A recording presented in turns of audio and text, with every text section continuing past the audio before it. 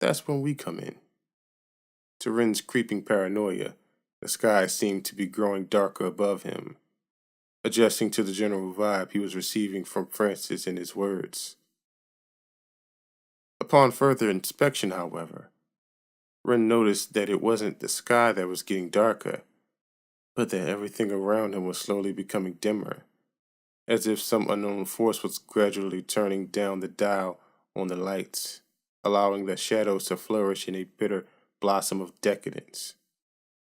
Ren's body began to shake with discomfort, while Francis seemed to enjoy every passing second. There's a certain group I belong to, Francis continued, a group working on the behalf of God and Satan. When Satan finds certain children who are evil in nature, when they reach a sort of boiling point, he contacts God, notifying him that his domain is going to become a little more crowded. He sends him a sort of naughty list, listing the possible candidates to be delivered to hell upon their death. If God agrees, he checks them off the list, and their soul is damned for good. Now, most of these people continue to live their lives as they are until the day comes when they die.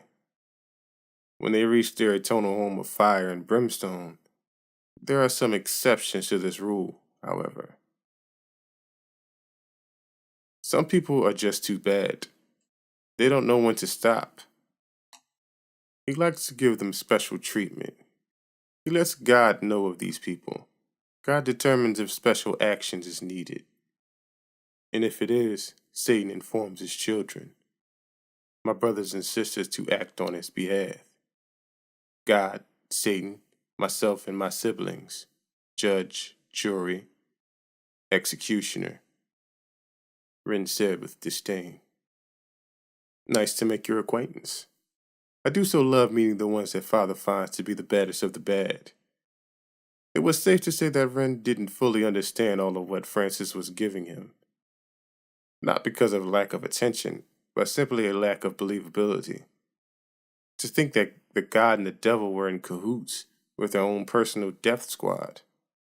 That Francis himself was a twisted vanguard of some demented order of demons, or angels, or whatever the fuck he was. He no doubt had something unexplainable about him. But for Ren to believe in every word of Francis' speech seemed like the most foreign thing that lurked in the shadows of the alley he found himself in. Pardon me for my faltered trust in what you're saying. I was never very good with holding a strong belief in things.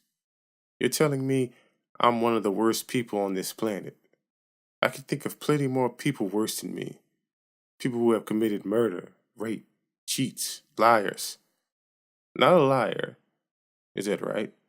Last time I checked, Ren, a liar is exactly what you are. A fraud of the highest order. I have lied. I admit it. I've lied to my peers, my friends, even my congregation at times. I admit that. But that makes me one of the worst there is? You seem to have left out the most important figure. More than 20 years ago, you dedicated yourself to live a life in the name of God. What kind of life are you living, Ren? Are you the same man you swore to be all those years ago? Do you claim to be the man you really are? Openly? Freely? Your life is nothing but a ruse, a sham. Why does he make everything so difficult then? Why does he allow temptation to be so enticing?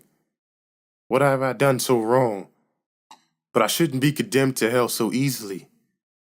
In an instant, quicker than Ren could possibly keep up with, Francis appeared before him, his figure much more intimidating and his voice much deeper than before.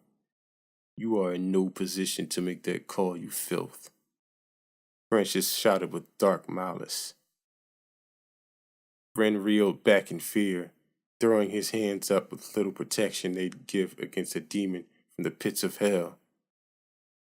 He expected to be struck down for his outburst, for his insolence in the presence of such a figure. But he was left to shake in fear for some time, eventually returning his sights back to Francis, standing before him as calm and amused as he had been since they met. Is this because of Heather? Ren asked. Is this because of our time together? It is a portion of it, Francis replied. But she is just the tip of the iceberg. A substantial tip, no doubt, but only a part of the larger whole. You have to do a lot to get on the devil's personal shit list, and trust me when I say you've done plenty. Ren was keenly aware of all he had done. He just didn't want to admit to all of it. But he didn't have to admit it. Francis was more than willing to do that part for him. You remember your father, Ren? Francis continued. He was a drunk, a pitiful excuse for a man. If I recall, he was the head of his own global business. He was successful. He was renowned. Outside of the home, maybe. Inside, he became a monster. Is that right? Francis asked as he retreated into the shadows. Tell me, if you got the chance to talk to him again, what would you say? Nothing. He doesn't deserve words from me. So that's what you think about me? A voice from behind replied. Ren was paralyzed with disbelief. Behind him came a voice he hadn't heard since he was a young teenager. He didn't want to turn around and face who was standing behind him, who he knew was standing behind him, but with a sense of uneasiness.